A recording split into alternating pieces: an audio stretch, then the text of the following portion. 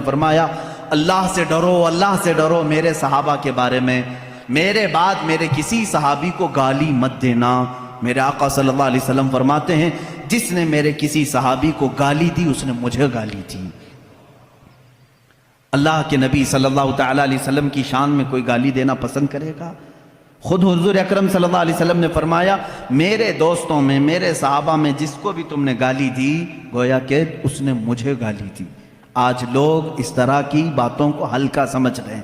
بہرحال اس پر میں بعد میں آتا ہوں۔ صحابہ کے مسلک کو لے کر کے آج بہت ساری باتیں ایسی ہیں میرے عزیزوں، سنیوں، آج تمہیں اپنے ایمان کو مضبوط رکھ کر کے چلنا ہے۔ یہ بھولے بھالے سنی مسلمانوں کے ذہن و دماغ میں ان کو معلوم ہے کہ یہ سارے سنی اہل بیت سے ٹوٹ کر محبت کرتے، اہل بیت کے نام پر ان کو گمراہ کر دو۔ وہ اپنے عقائد ہمارے درمیان ڈالنے کی کوشش کر رہے ہیں۔ ظاہر سی بات ہے میں سیدہ فاطمہ الزہرا رضی اللہ تعالیٰ عنہ کا نام آئے تو ان کے قدموں پہ جان دینے کو تیار ہوں۔ میں جہاں حسنین کریمین کی بات آئے گردن لے کر میدان میں تیار ہوں۔ ہر سنی کا ہمارا عقیدہ یہی ہے۔ ہم ان ائمہ اطہار اور یہ جو اہل بیت ہیں ان کے لیے تو جان فدا کرنے کی بات کرتے ہیں، اور یہ شیعوں کو معلوم ہے، وہ جانتے ہیں کہ یہ سنی اہل بیت سے بہت محبت کرتے ہیں، ان کو بلیک میل انہی ناموں سے کیا جائے۔ تو یہ آتے ہیں ہمارے درمیان الگ الگ پردے اوڑھ کر کے، الگ الگ لباس اوڑھ کر کے آتے ہیں، اور تمہارے اندر وہ بیکٹیریا، وہ جراثیم ڈالنے کی کوشش کرتے ہیں جو ان کے عقیدے ہیں۔ یہ لوگ حضرت علی کرم اللہ وجہہ الکریم کو انبیاء اکرام سے افضل کہتے ہیں۔ ہم بھی حضرت علی کی محبت اور ان کی تعظیم کو اپنا ایمان کا حصہ سمجھتے ہیں، لیکن رسول پاک صلی اللہ علیہ وسلم اور انبیاء سے بڑھ کر کے نہیں، نبی سے بڑھ کر کے کوئی غیر نبی نہیں ہو سکتا۔ اور یہ مولا علی کرم اللہ وجہہ الکریم کے متعلق بعض شیعہ تو یہاں تک کہتے ہیں، معاذ اللہ اب بھی موجود ہے انٹرنیٹ پر ایسے ویڈیو کلپس بھی موجود ہیں، کچھ شیعہ یہ تک کہہ جاتے ہیں اللہ فاطمہ زہرا کے گھر کو اپنی داڑھی سے جھاڑو لگاتا ہے، معاذ اللہ رب العالمین، نعوذ باللہ من ذالک۔ یہ ایسے جملے ہیں جس کو کہنے سے بھی دل کتراتا ہے۔ اہل بیت کی محبت سر آنکھوں پر، لیکن ان کو خدا کے درجے تک پہنچانا یہ شرک ہے۔ یہی تو عیسائیوں نے کیا۔ عیسائی پہلے صحیح مومن تھے، لیکن چلتے چلتے بعد میں انہوں نے عیسیٰ علیہ السلام کو خدا کا بیٹا کہنا شروع کر دیا، حضرت مریم کو خدا کی بیوی کہنا شروع کر دیا۔ اسی طرح شیعہ بگڑ گئے۔ سارے شیعوں کی بات نہیں کر رہا، اس میں کچھ فرقے ہیں جو غلات ہیں، غالی شیعہ ہیں، اللہ ان کی نحوستوں سے محفوظ رکھے۔ اسی لیے میرے عزیزو، اہل سنت و جماعت کا دامن کبھی ترک نہ کرنا، کبھی نہ چھوڑنا۔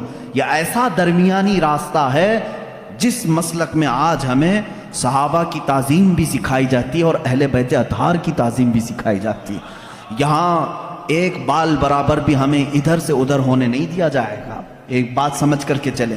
اور جب ایسے موضوعات چھڑ جائیں کہیں مجلسوں میں، یہ بات بھی سمجھ کے چلو، صحابہ کو ایک طرف لے کر کے، اہل بیت کو ایک طرف لے کر کے آج انٹرنیٹ پر کچھ ایسے مناظرے کرنے والے ہیں، فیس بک کے مناظر بہت سے ہیں، سوشل میڈیا کے بڑے بڑے مناظر ہیں، نکڑ پر بیٹھ کر کے اور گٹر پہ بیٹھ کر کے مناظرے کرتے رہتے ہیں۔ کس بات پر؟ کہ صدیق اکبر افضل ہیں، کہ مولا علی افضل ہیں، فاطمہ زہرا خطا پر تھیں، کہ حضرت ابو بکر خطا پر تھے۔ معاذ اللہ، تم ہوتے کون ہو ان باتوں کو چھیڑنے والے؟ 14 صدیاں گزر گئیں، نہ تم ان کے زمانے میں ہو، نہ تمہارے باپ داداؤں نے انہیں دیکھا ہے، اور آج بیٹھ کر کے تمہارا ایمان کتنا ہے، تمہارا عمل کتنا ہے، تمہارا علم کتنا ہے، اتنی مقدس ہستیوں پر تم آج انٹرنیٹ پر بیٹھ کر کے مناظرے کر رہے ہو۔ ان بحثوں کو چھوڑو، شیطان یہاں تمہارا ایمان تباہ کر دے گا۔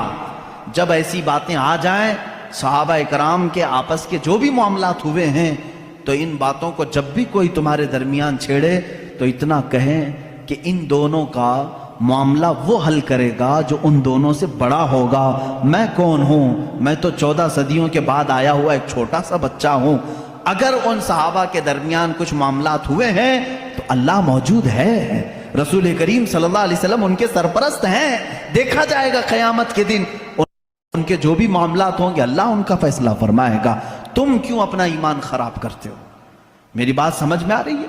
صحابہ کرام کی بات آئے، اہل بیت کی بات آئے، یا ان کے آپسی کچھ بھی معاملات کی بات آئے تو وہاں سے اپنا دامن اٹھا لینا، فوراً اس محفل کو چھوڑ دینا، اپنی رائے دینے کی بھی کوشش مت کرنا کہ کون صحیح تھا کون غلط تھا۔ یہ تمام معاملات میں اپنی رائے بھی مت دو، اس لیے کہ پھر تمہاری بھی پکڑ ہوگی۔ جس دن تم یہ کہو گے تو قیامت کے دن تم سے بھی پوچھا جائے گا، تم ان دو بڑے لوگوں کے درمیان فیصلہ کرنے کے لیے بیٹھے تھے، پہلے تو بتا تیرے اعمال کہاں، تم فیصلہ کرنے کے قابل ہو؟ اس لیے میرا تو طریقہ یہ ہے، جب بڑوں کی بات آئے، بزرگان دین، سلف صالح